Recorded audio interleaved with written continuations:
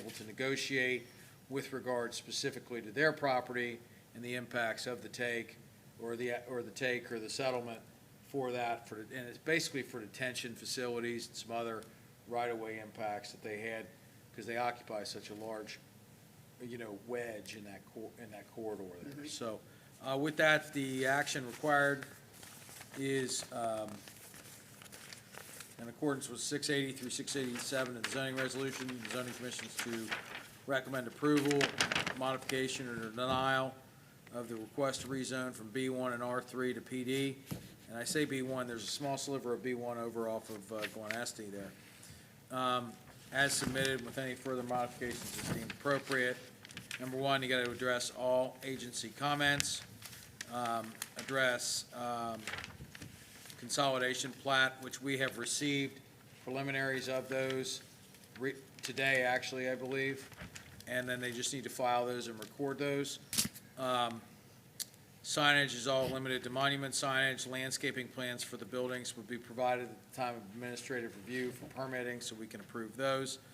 Building facade materials similarly shall match existing units, and we'll review those administratively. Number 6 is remove the old 74 sign from the site plan as it is not located within the boundary of the proposed plan development. Provide dumpster location and alteration plans, including any dumpster elevations with walls constructed of like-in-kind masonry materials or similar to the existing structure. So that concludes my report. Thank you, Mr. Wright. Mr. Wright, are there any plans in the future for Paul Drive to continue all the way to 32? Will it end where it is currently shown here on this? No, sir. So Paul Drive is actually a replacement of an existing access fared on 32. The long-term plan there is to construct Paul Drive, and then as part of the ELIC interchange and the 32 modifications, the access at Fayard will terminate. Oh, okay. And so that Paul Drive now provides direct access, a primary signalized access for Timber Glen, but also provides access to Jamestown Crossing, and will provide access to, I would say, would you say around 100 homes? Yeah. Back in that established neighborhood, maybe less than that, on those couple of streets that are back there, and then a church that's back there as well. So. All right. So everything will be coming to the Tealtown Paul Drive, old 74 intersection. Yes. It's being extremely widened at this point in time. Yes, and that's part of the access management plan for 32 to eliminate the grade crossings. So. Is Paul Street still staying Paul Street that intersects Paul Drive? I saw there's a Paul Street That might be mislabeled. I think it's all Paul Drive. It's all Paul Drive. Can I see? There was an existing, I think it's not on this plat, but I thought I saw it on a township map. Paul Street is a side street that I think intersects Paul. Isn't that where Martin is now? Well, it's a continuation. So what that is, it'll come in and it will make a 90-degree turn. And the county, that 90-degree now is labeled Paul Street. it'll all get named the same. It'll Paul all be, Drive, it's Paul the same, Twan. yeah, All it's right. the same street Oh, for okay. 911 purposes. I see. All right, thank you. Is the applicant here tonight to present the case? Oh, please step up to the podium and identify yourself. Thank you. My name is Mark Kenninger. I'm with KPS Architecture and Landscape, and I'm the applicant and representing the Timber Glen Apartments property and the property owners. Thank you, Corey, for the introduction there. I just have a few things that I wanted to go over and add, and then I'd be happy to answer any questions that you have. As Corey mentioned, the request tonight is to ask for a zone change from an R3, the existing R3, to a PD development. And the reason for that request is again, as Corey mentioned, from hardships that came from the roadway project. Just a little bit of background, if you're obviously familiar with the Timber Glen property, that property was developed in 1988. In 1988, it was developed under that R3 zone. It actually met and exceeded the standards for the zone at that time. There are 15 12-unit buildings on that property, and Corey, I'm assuming everyone at least has copies of the drawings? Okay, great, thank you. So there's 15 12-unit buildings on that property, and there were 3 locations for potential future development that was part of that property also. The land is surrounded by a natural buffer. It's very heavily wooded around the boundaries, and there's also some terrain that naturally separates it from the roadways and from the commercial and the residential areas around it. And it's that buffer that's allowed Timber Glen to be pretty much as it was 30-plus years ago when it was developed. It's a very nice, very secluded, very affordable housing area for the township area. They have maintained the property very well. There's been a number of improvements over the years in terms of replacing parking. They've added storm drainage, again, as Corey mentioned, that ties into some of the existing storm drainage. And there's, before the take, there's approximately 19.4834 acres, if we want to get down to the thousands there. So 19.4834 acres beforehand. And as I mentioned, it's a very secluded, very nice development that's been able to survive for all this time and in fact flourish. As Corey mentioned, in 1999 there was a text amendment from the township that basically said we don't want to use the R3 zone anymore. So in 1999 they eliminated any future R3 development. At that point, Timber Glen became a grandfathered property, which basically meant that it's allowed to continue in this zone, it's allowed to exist as part of that zone, but that zone is really no longer appropriate. And it existed that way until the roadway project came along and created a number of hardships on the property, and Corey touched on some of those. Without getting into the specifics of the project, I'm sure you're all familiar with it, the way it impacted the Timber Glen property was in a few areas. One, it changed the boundaries of the property. And by your own zoning regulations, whenever you change a certain parameter or a certain percentage of the property boundary, they consider the whole property to need to be upgraded, for lack of a better term. The other thing that happened is when Paul Drive, which was a paper street, became a real street, right-of-ways came with it. So now there's right-of-ways there that didn't exist when all those buildings were developed. So now what was a rear yard on one apartment building is now a front yard. Different setbacks, 30 feet versus 45 feet. What were side yards and initially only needed 20-foot setbacks are now front yards, and they're supposed to have 45-foot setbacks. So all of that made the current property now a non-conforming property, which means it exists, but it doesn't meet the current zoning standards of the R3. The other thing that happened, again, as Corey mentioned, is as part of this take, they lost 1.07 acres, which doesn't sound like a huge number, but it reduced their density enough that, one, they can't develop those 3 buildings in the future because they don't meet the R3 density anymore. And again, it made them non-conforming for the R3 zone.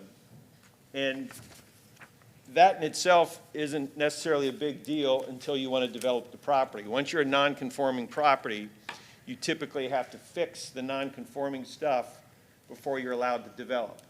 That's a real physical and economic hardship on the apartment property. If they should decide to sell the property, they're now selling damaged goods because it's non-conforming versus a conforming property. So, you know, those 3 things together made a real hardship, mainly physical, but also economic for the Timber Glen property. So as we worked with the TID and with the county on how best to fix all this stuff, in considering the fact that this R3 zone doesn't want to exist in Union Township anyway, we decided the best thing would be, rather than going to an R4 zone, which would have actually allowed greater density. Let's make it a PD, which is what, if it was developed today, that's probably the zone you would use, a PD development. And that'll satisfy all these issues. Eliminates the setbacks problem, eliminates the density problem. And what a PD zone allows you to do, which I'm sure you're familiar with, is basically set these standards for this property so that it can continue to exist and develop in the future as long as it meets its own standards.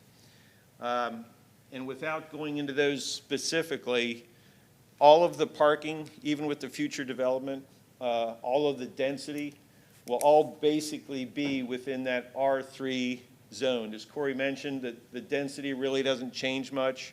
We have more than enough parking, and when those buildings would be added in the future, there was space reserved for additional parking. So, in working with Corey, there's no doubt that we can continue to meet those standards, and they would absolutely want to keep the same look, because you have 15 buildings there, and this thing's been there for 30 years. It's got a reputation, and they would want to continue that, absolutely. So, again, after some negotiation, it came down to this zone change would be the best way to solve all those problems. So, a couple other things I'd just like to mention, and then I'd be happy to answer any questions. Corey touched on this initially, but I think it's important, if you don't know the property, to understand that all of this development that could happen is internal to the property. Some of these buildings would be a few hundred feet or more away from any boundary. The property is completely surrounded by wooded trees. Even after the roadway project goes in, it's kind of its own little island within this commercial development. So it's separated. Any future development would not even be visible from the commercial or residential properties. As Corey mentioned, we've already submitted lot combinations for the 4 parcels, so they will now be 1 parcel, and that was one of the township requirements, so that's been submitted. As far as the signage, first of all, any signage that we propose in the existing signage that's there, it's already a monument sign, as the staff recommended. And we're actually have a maximum height of 8 feet. So we're already 2 feet under what they were recommending of a 10-foot height. We're 2 foot under that. So we're meeting all of those requirements. And the signs that we're proposing are actually replacing signs that were removed by the roadway widening. So we're basically taking this sign and moving it back 10 or 15 feet. And they are going to exist near or within the right-of-way. And again, as Corey mentioned, that's been negotiated with the county, and that's been approved by the county. The off-street sign that he's mentioning is actually on the corner of the new Paul Drive and 74. It's going to be right out there at the corner. And part of the reason for that is with the changing of the access and the introduction of Paul Drive, Timber Glen now has an entry that's going to be hidden down on Paul Drive. And they'll be able to put a little sign out there, but it doesn't really get people or emergency vehicles or whoever might need to use it back to that entry and exit down on Paul Drive. So we negotiated that easement, which, you know, there'll be further negotiation on that or whatever agreements have to come about. But we agreed to allow that sign out on the corner to not only make sure that residents can see it, but so that emergency vehicles and other people know that there is an entrance down on Paul Drive. So that's the signage question. And again, as far as the structures, the future structures, they'll absolutely meet the existing conditions and the existing materials. That would only be to the benefit of Timber Glen. And like any proposed structure, when it does come time for those buildings to be built, there'd be zoning review and additional building code and landscape review that we'll go through just like any other project. So that's my summary. I'll keep it short and sweet. I'd be happy to answer any questions that you might have regarding the zone change request. But based on those hardships and the information that I gave you, we respectfully request your zone change from an R3 to a PD development. Thank you. Thank you. Does anyone have any questions?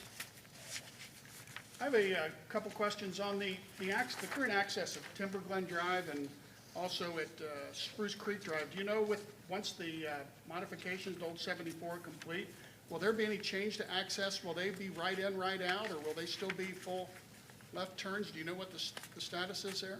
They will be right in, right out. Beforehand, you were able to go right in, right out, left. Right, yes. So there will be some limitation to it, but primarily they're being pulled back from 74 as 74 is widened. Okay. No, I have no further questions. I think converting this to PD makes good sense. I think it's good for the township to have this as a planned development. Thank you, sir. Thank you. Is there anyone else? There is no one else here to speak for the case or speak against the case. All right, we will, at this point, close to the public participation of the meeting and discuss this amongst the commission. Does anybody have any concerns or any issues with this plan? I think it's a good plan. I think getting it converted to planned development gives us a layer of control and ensures that the property will stay as it looks and is currently slated and as it goes forward. And it gives us that control on that aspect of the development. All right, well, I will work on a motion.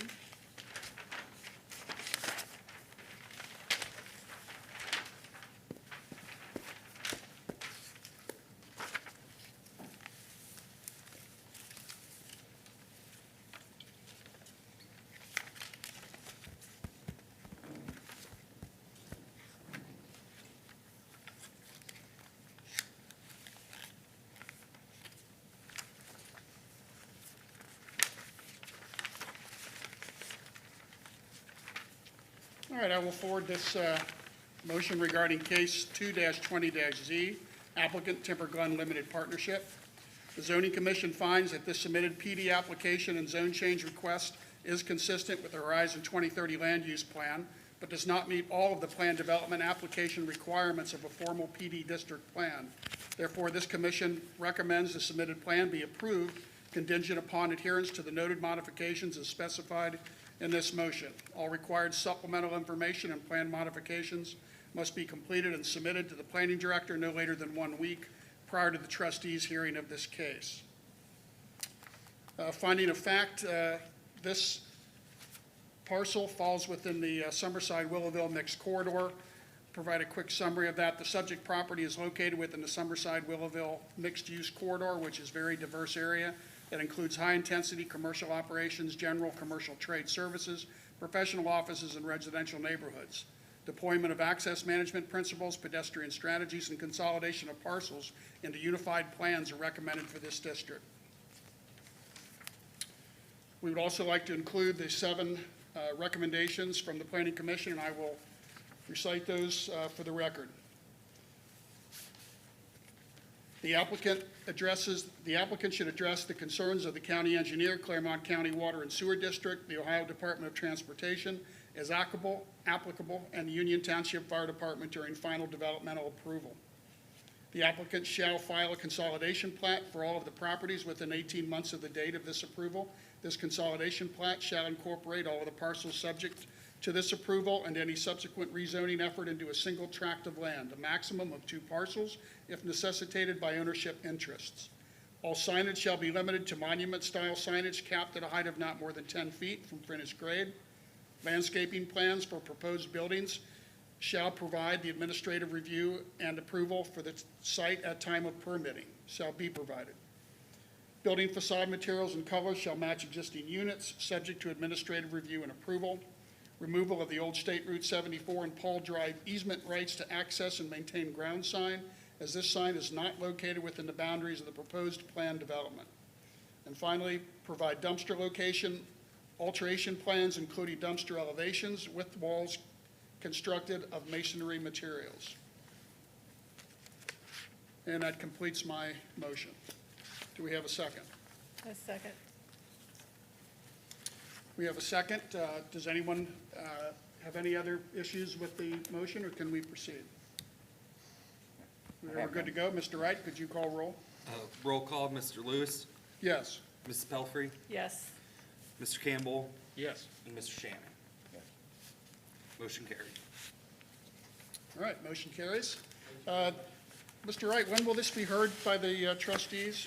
This will be heard by the trustees at the July 9th, 2020 regularly scheduled Board of Trustees hearing. All right, thank you.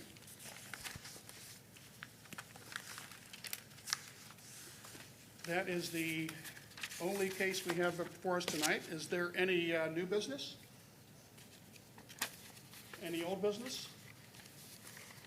I would like to make a statement that I and my wife firmly stand with our police in this time of trouble that our nation's going through. In fact, we stand with all local, county, and state police, and we appreciate their service and their effort, and the vast, vast majority of police being good, quality, citizen-friendly police. And again, we stand with our police. I thank you. At this point in time, I will conclude the meeting. Meeting concluded.